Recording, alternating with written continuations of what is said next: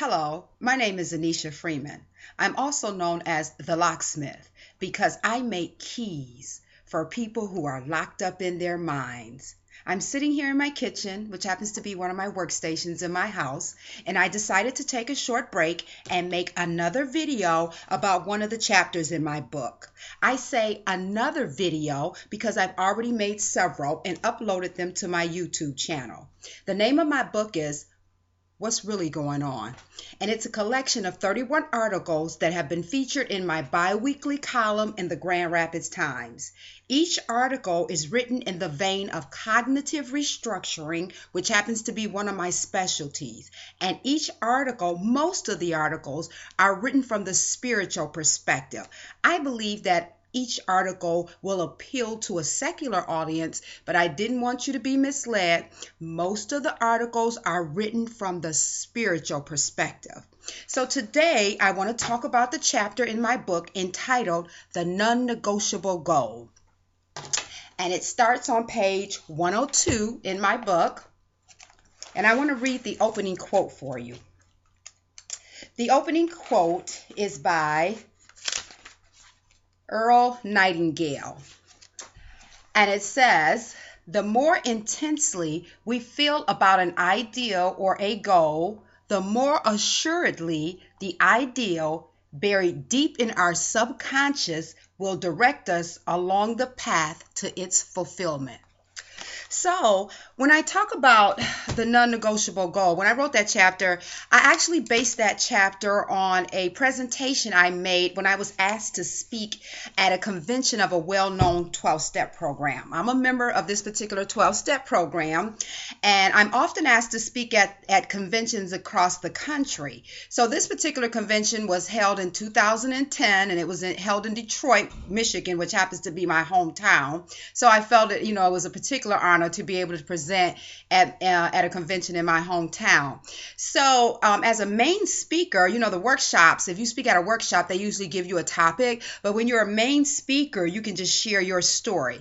So I did what I always do when I'm asked to speak in various venues. I prayed and I asked the God of my understanding to help me deliver a clear message, and I also asked the God to help me tell me what particular parts of my message he wants me to share, because my story doesn't change, but there's different aspects of my story. I mean, you could talk about one day in your life for 45 minutes, so I always pray and ask for directions on what do I need to cover? What parts of my story do I need to cover at this particular presentation? So I felt in my spirit, I heard God in my spirit tell me that he would like me to talk about how I met goals when I was addicted to drugs. So a few people know my story. So in case you don't, you're one of those people who don't know my story. I'm in recovery from drugs and alcohol. I have 13 and a half years clean. And so at the time in 2010, I had 10 years clean. And so I did a comparative analysis of how I met goals when I was addicted to crack cocaine. That was my main drug of choice, and how I meet goals today. So in my chapter, in my book, and I don't know why I closed it and didn't leave it on the chapter, I preface this particular chapter because I don't want anyone to be confused. So I'm going to read one of the quotes I put in one of my quotes that I put into the book. "Before I begin, for the record, I would like to clarify that I am not proud of the life I lived when using drugs. Addiction is pure, unadulterated, double-jointed bondage. And I thank God for delivering me from that torture chamber." So before I began doing a comparative analysis of how I met goals when I was addicted to drugs and how I meet goals today when I'm doing things that are positive and life enhancing, I wanted to clear the record that I'm not glorifying that lifestyle. I'm not trying to incite euphoric recall in anyone. And when God asked me to deliver this message for this particular 12-step program, I had had to let the Holy Spirit direct me because I was delivering it to an audience of people in recovery from drugs and alcohol. So I had to deliver this particular message. I had to communicate the principles without igniting euphoric recall or glorifying the lifestyle. And because God spoke through me, he did an excellent job. So first of all, when I was the first thing I did was I gave a comparison of different aspects of meeting the goal of getting high. And also let me say for the record that the goal wasn't so much getting high. Because a lot of people don't understand. They think that all people that are addicted to drugs are just irresponsible people that like to party like a rock star. Let me clarify that the goal, even though it may have appeared that the goal was getting high, the goal for me and for a lot of people that I met in that lifestyle was the absence of pain. We were medicating, a lot of us were medicating untreated trauma. Not only the trauma from our childhoods, in a lot of cases, but the trauma from the adult reenactment of that childhood script that we had been doing on different sets with different people, but the same script. So not only did we have this untreated trauma from our childhood that we were trying to medicate, we were also trying to medicate the reoccurring trauma that we were experiencing every day by living the same dysfunctional script that was buried deep in our unconscious mind on different sets with different people. So there comes a point in active addiction when you cross the line, when Dr. Jekyll die and Mr. Hyde take over. There comes a point when getting high or seeking the absence of pain becomes synonymous with oxygen. So that's the point I want to talk about when I reached that point in my addiction. So there was something, and so I asked God, because I talk to God a lot. And he talks back to me in my spirit. So I don't want you to think I'm one of those people that hear these audible voices and all of that and the cloud opens. He talks to me in my spirit. And so I asked him, I'm like, why was I able to focus on my goals when I was getting high, which was the only goal I had really was to get high, to escape pain. Why was I so focused and so determined and I could just handle all kind of obstacles and opposition that came, and then I get clean and I go after some very good goals, some life enhancing goals, some positive, some society changing goals. Why do I get clean and turn into the extra fluffy soft brand? So God started challenging me early in my recovery to look at how I met goals when I was using drugs and use those same principles just in a different manner. Not the same activities, the same principles that I used when I was getting high. So, and then he had to tell me, Anneshia, the reason you were able to address any obstacle that came in between you and your next drug, the reason you were able to address it was because of the criterion, the non-negotiable criterion. Getting high was non-negotiable. It's going down, dude. So whatever came in between me and the next one, it was addressed. So I want to talk about some of the things that happens when you add the non-negotiable criterion to a goal you're doing. Okay, so this stuff that I did in my dysfunctional lifestyle, the principles are transferable to life-enhancing kingdom of God assignment goals. Okay, so one of the things that happens when you add the non-negotiable criterion to a goal, the opinions of others does not matter a lot.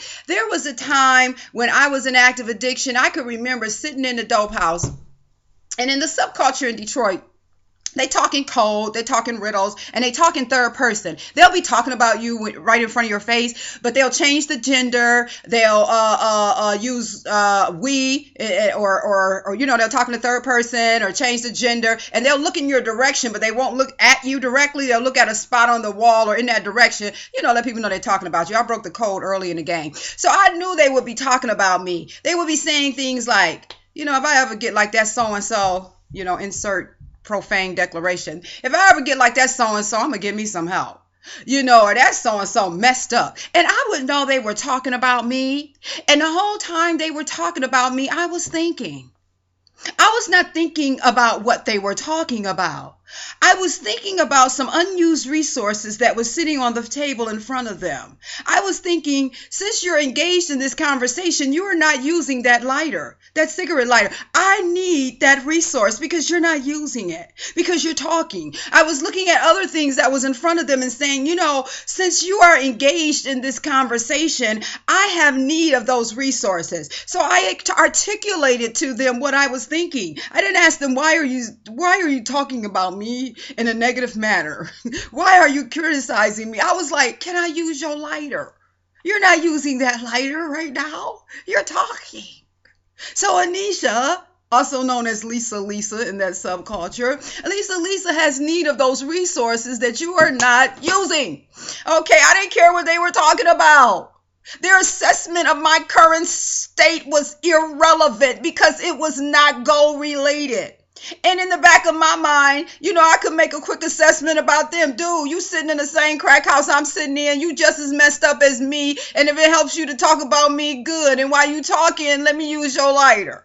Because you're not talking about anything that's of any importance to me, because you're not talking about the goal, which is the absence of pain. Okay.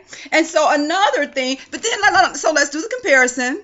Now that I'm clean, I'm in recovery, and I'm doing what God put me on this earth to do, which requires me going after some goals, do I often get caught up?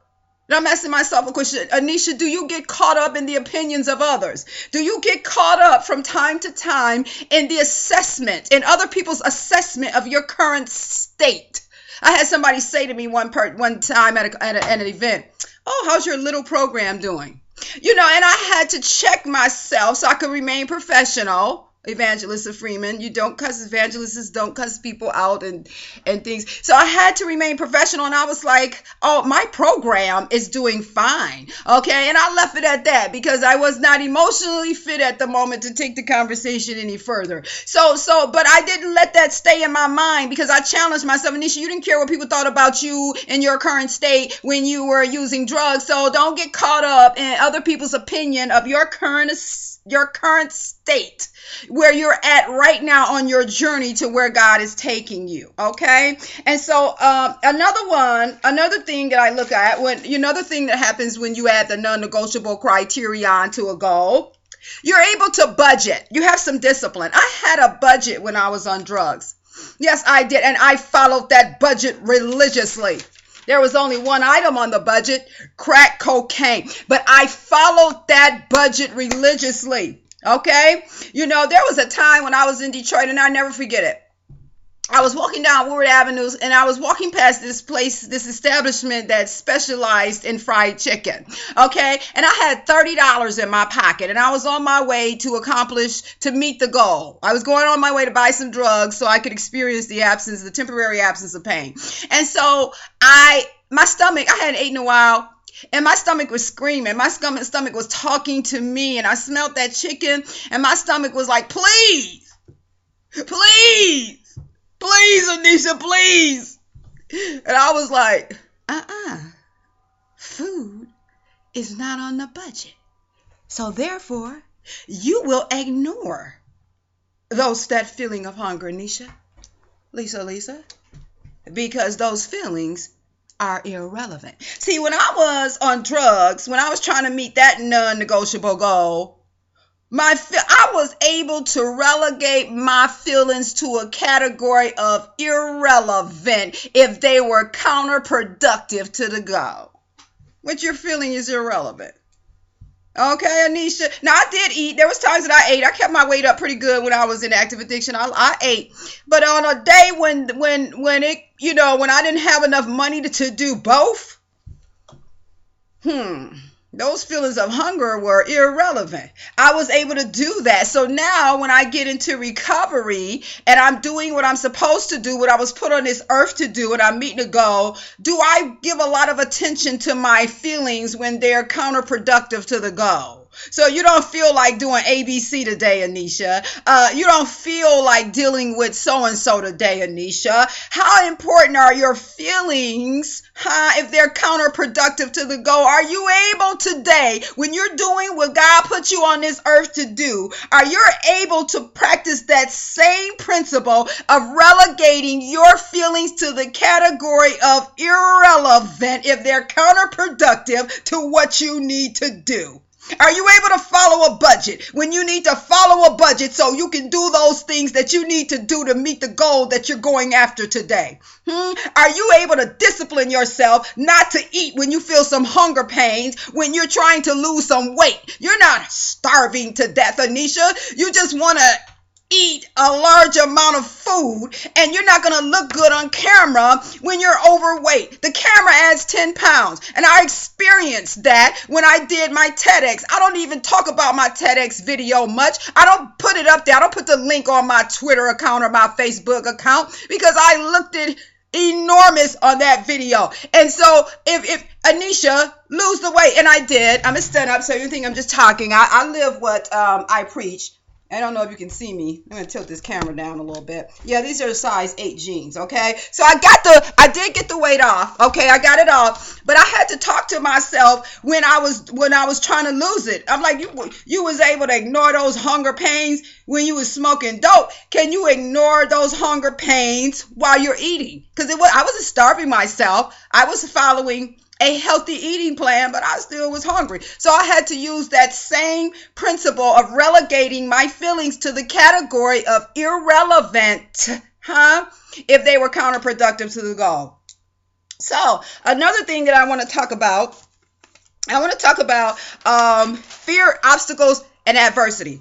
Because see, using drugs is dangerous in and of itself, but the things that I had to do, I worked the streets in Detroit to support my habit. So the streets of Detroit are dangerous if you're not doing anything illegal. So it's very dangerous. So a lot of the things that I had to do to meet my goal were very dangerous. But you need to understand the non-negotiable criterion was attached to that goal. So in Detroit, when you work in the streets, you have, first of all, there was a serial killer during one period of time. There's been several serial killers when I was out there. I was out there for years. But this particular time, it was one point in time when there was a guy who killed 17 girls on the streets of Detroit. I knew he was out there. I knew that every day when I was going out there during that period. In Detroit, the women who worked the streets, they robbed other women who worked the streets. Okay? I mean, that's just, it's like dog eat dog out there, okay? And then a lot of times, Detroit is in Michigan. A lot of times the wind chill factor would be 30 below zero, okay? I knew that when I was getting ready to go out there. There was times when they had a new rookie officer, on the street. We used to call a rookie officer morality. He was going to clean up the entire streets the first day of his first shift. He was serious. I'm talking about he would have the mirrored sunglasses. He would have the boots that come up to his knees. They were polished. You could see your face in them. He was not playing. When he came out there with, not on my watch. Not on my watch. You're going to get your filthy behind off my streets. And so I knew he was out there, okay? And I would be in my room at the crack motel preparing for my day. And I was not in denial about the obstacles, the danger, the adversity. I was not in denial. In fact, all of those thoughts were going through my head. I was thinking about every obstacle, every possible danger that I would encounter as I went after this goal, this life-destroying, self-defeating goal. I was thinking about the obstacles that was in the way of me meeting this goal, but I was not thinking, oh my goodness, it's going to be dangerous. There's a serial killer. I was not thinking about the problem in that manner. I was thinking solution-oriented thoughts. I was coming up with a plan to address these obstacles. Oh, I forgot to mention one. I usually owe 2 or 3 different dope crews in Detroit hundreds of dollars. I mean, these are guys who would hurt you over $5. They would hurt you over $5 and say, it's the principle, okay? It's the principle of the matter. So these guys, I often owed them money. And so I knew they were out there. I didn't have their money. And if I did it. I had no plans of giving it to them. So I knew there was a serial killer. It was below zero. There was dope boys that I owed money. The other girls out there, the other women out there rob other women. I knew all of this. And I would be thinking, I was thinking about how I would handle each of these situations. So for the serial killer, my thoughts was, dude, you ain't met the right one. Excuse my ebonics. I'm just telling you the way I was processing it. Dude, you ain't met the right one. You gonna meet the right one today. See, this guy was choking people. He wasn't shooting people. He wasn't driving by. He was choking women to death. I was like, dude, I was putting my straight razor up my sleeve and like, you gonna meet the right one today, buddy. You step to me, it's gonna be over, right? The other women that was out there on the stroll, hey, I wasn't worried about them because I had established a reputation that I was crazy. And I frequently did things to maintain that reputation, okay? I kept it fresh in their memory. These are crazy, okay? And the weather, I had found a way. I found a way to convince myself it wasn't that bad out there. It would be below zero. It ain't that cold, okay?